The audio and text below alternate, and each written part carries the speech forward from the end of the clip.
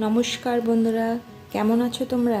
আশা করি ভালো আছো, আর আমিও ভীষণ ভালো আছি। আজকে আমি তোমাদেরকে যেটা শেখাবো সেটা হচ্ছে সেলাই শিখতে গেলে কি লাগবে, কি জানতে হবে। তাই ভিডিওটি ধৈর্য ধরে শেষ পর্যন্ত দেখো, তাহলে তোমরাই অবশ্য পারবে। তা চলো আমি প্রথমে বলে দিচ্ছি সেলাই শিখতে কি লাগবে।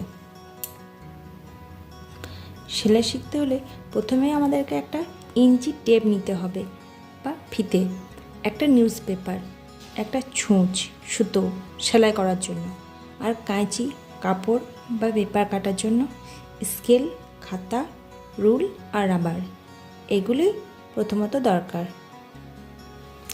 এরপর আমি বলছি ফিতের মাপ, মিটার আর সেন্টিমিটারের হিসাব। এই ফিতের এক একটা দাগগুলো হচ্ছে এক একটা সুত।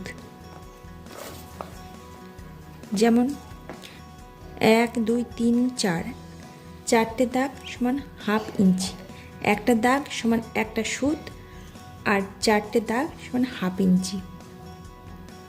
1, 2, 3, 4, এই বড় দাগটা হচ্ছে হাফ ইঞ্চি, চারটে দাগ সমান হাফ ইঞ্চি। 1, 2, 3, 4, 5, 6, এখান থেকে 1, 2, 3, 4, 5, 6, এই দাগটা পর্যন্ত হচ্ছে 1.25 ইঞ্চি। তাহলে 6টা দাগ সমান হচ্ছে 1.25 ইঞ্চি।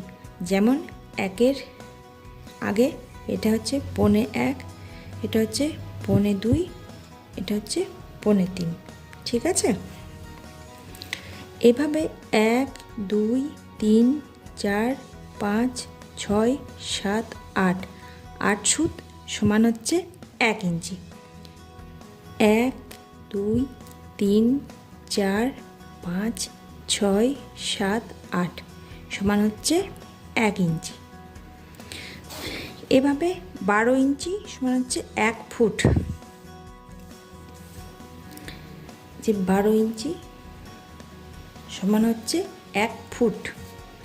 3 ফুট সমান 36 ইঞ্চি, 36 ইঞ্চিতে 3 ফুট বা 1 গজ, আবার 16 গেরাতেও 1 গজ। 36 ইঞ্চি সমান হচ্ছে 1 গজ, 2 হাত সমান 1 গজ। 39 ইঞ্চি সমান হচ্ছে 1 মিটার।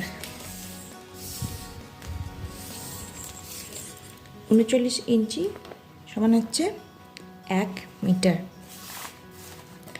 100 সেন্টিমিটার সমান 1 মিটার। 2.25 ইঞ্চিতে 1 গিরা, 4.5 ইঞ্চিতে 2 গিরা, 9 ইঞ্চিতে 4 গিরা, 18 ইঞ্চিতে 8 গিরা, 27 ইঞ্চিতে 12 গিরা, 36 ইঞ্চিতে 16 গিরা। ঠিক আছে বন্ধুরা, এই পেজটা তোমরা লিখে নিতে পারো। আজকের এই ভিডিওটি তোমাদের কেমন লাগলো অবশ্যই কমেন্ট করে জানিও। আর কমেন্টে অবশ্যই তোমরা কী ধরনের ভিডিও দেখতে চাও, কোন টপিকের ওপর আমি ভিডিও বানাবো সেটা অবশ্যই জানাবে। ধন্যবাদ।